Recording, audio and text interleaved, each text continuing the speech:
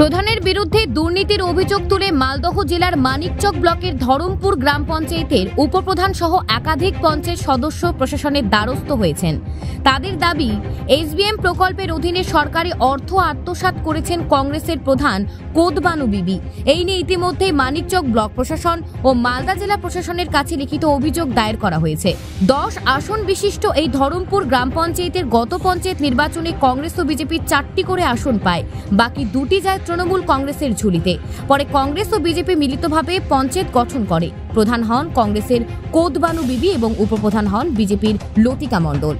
উপপ্রধান ও সদস্যদের অভিযোগ, এসবিএম প্রকল্পের আওতায় লিজ পিট তৈরির জন্য প্রায় 60টি কাজ অনুমোদিত হয়, কিন্তু স্থানাভাবের কারণে বাস্তবে প্রায় 20টি কাজে সম্পন্ন হয়েছে। প্রতিটি লিজ পিটের জন্য বরাদ্দ 45,000 টাকা হলেও প্রকৃতপক্ষে প্রতি কাজের পেছনে খরচ হয়েছে 20 থেকে 25,000 টাকা। ফলে বাকি অর্থ কিভাবে ব্যবহৃত হয়েছে তা নিয়ে প্রশ্ন তুলেছেন পঞ্চায়েতের সদস্যরা। অভিযোগ, নতুন করে 100রও বেশি লিজ পিটের টেন্ডার করা হয়েছে, যেখানে তৃণমূল ও পঞ্চায়েত কর্মীদের যোগসাজশে আবারও দুর্নীতির পরিকল্পনা চলছে। এ বিষয়ে অভিযোগকারী উপপ্রধান লতিকা মণ্ডল জানান, অভিযোগ হচ্ছে এর আগে লিজ পিটের কাজ হয়েছিল, তো আমার করতে হয়নি, 2-3টা হয়েছে, বাকিটা আর হয়নি কাজ। আবার লিজ পিটের কাজ ও টেন্ডার করছে। কাল মিটিং ডেকেছে প্রধান, জোর করে মিটিং ডেকে ও টেন্ডার পাস করবে বলছে। আমাকে অন্ধকারে রেখে ও কিছু বলে না, কে কে সব কাজ দিয়েছে আমার বুথের আমি নিজেই জানি না।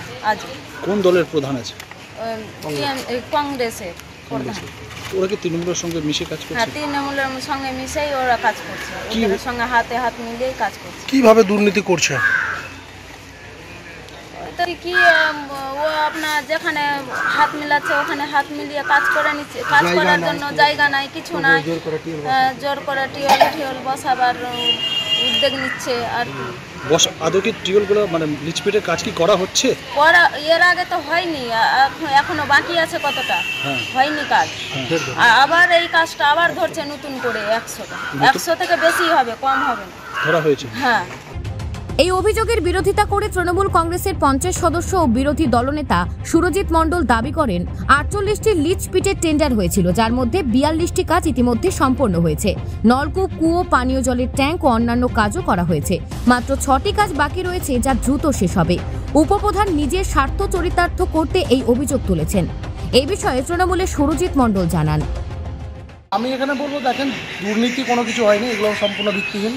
কারণ তার যুক্তি রয়েছে আমার কাছে। আমি যেটা বলতে চাইছি যে আমাদের প্রধান এবং যে উপপ্রধান, ওদের পরিচালিত একটা বোর্ড, যেখানে কংগ্রেস এবং বিজেপি, তৃণমূল সেখানে সম্পূর্ণ বিরোধী। তৃণমূল তাদেরই বিরোধিতা করে যারা দুর্নীতি করে। এক কথায় মানুষের উন্নয়নের সাথে যদি কোনো কাজ হয় কারোর সঙ্গে আপোষ করে না। দল যেটা চাইবে, শুধু মানুষের কাজ চাই, মানুষের উন্নয়ন চাই।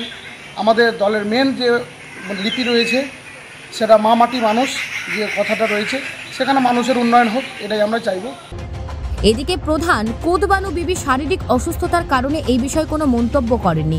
তবে মানিকচক ব্লক কংগ্রেস সভাপতি মতিউর রহমান বলেন, সর্বপ্রথম আমার কাছে যেটুকু খবর যে আমাদের প্রধান বাড়ির ছাদ থেকে নামতে গিয়ে পা ভেঙে গেছে, কোনো অসুস্থ আছেন অনেক দিন ধরেই, প্রায় 15-20 দিন ধরে অসুস্থ আছেন। আমরা বাড়ি গেছিলাম, দেখা করে এসেছি প্রধান, আমরা তাদের সুস্থ হয়ে থাকার ব্যবস্থাও চলছে। দ্বিতীয় কথা, যে পঞ্চায়েতের যে অভিযোগগুলো, সেটা হচ্ছে, প্রথম কথা হচ্ছে টেন্ডার হলে প্রথম মেম্বারদের কাছ থেকে স্কিম নিয়ে তারপরে টেন্ডার প্রক্রিয়া স্টার্ট হয়। আর টেন্ডারটা টোটালটাই হচ্ছে এনএস বা এক্সিকিউটিভ সাইড যারা অফিসার আছেন, যারা ওদের হাতে ব্যাপার প্রক্রিয়াটা আছে। টেন্ডার প্রধান ক্ষমতা হচ্ছে টেন্ডার করতে হবে, অর্ডার দেওয়া, সেক্রেটারিকে অর্ডার দিলে তারপরে টেন্ডার প্রক্রিয়া শুরু হয়। এবার টেন্ডার হওয়ার পরে কাজ, মাঠে কাজ কীভাবে হয়, সেটা হচ্ছে যে মেম্বার যে স্কিমগুলো যেখানে দেবে সেখানে কাজ হবে। যদি কাজ না হয়, সেখানে যদি জমি নিয়ে কোনো সমস্যা হয়, কোনো কোথাও সমস্যা হচ্ছে ব্যাপারটা, সেটা তো মেম্বারদের ফল্ট আছে। কারণ তাহলে আপনাকে স্কিম দেওয়ার আগে প্রথমে এনওসি নেওয়া উচিত ছিল, যেখানে এই কাজগুলো হচ্ছে না, যেখানে ডিস্টার্ব হচ্ছে। উপপ্রধান ও সদস্যদের পক্ষ থেকে প্রশাসনের কাছে নিরপেক্ষ তদন্ত ও যথাযথ ব্যবস্থা গ্রহণের দাবি জানানো হয়েছে। মালদা থেকে পরিতোষ সরকারের প্রতিবেদন, নিউজ টুডে।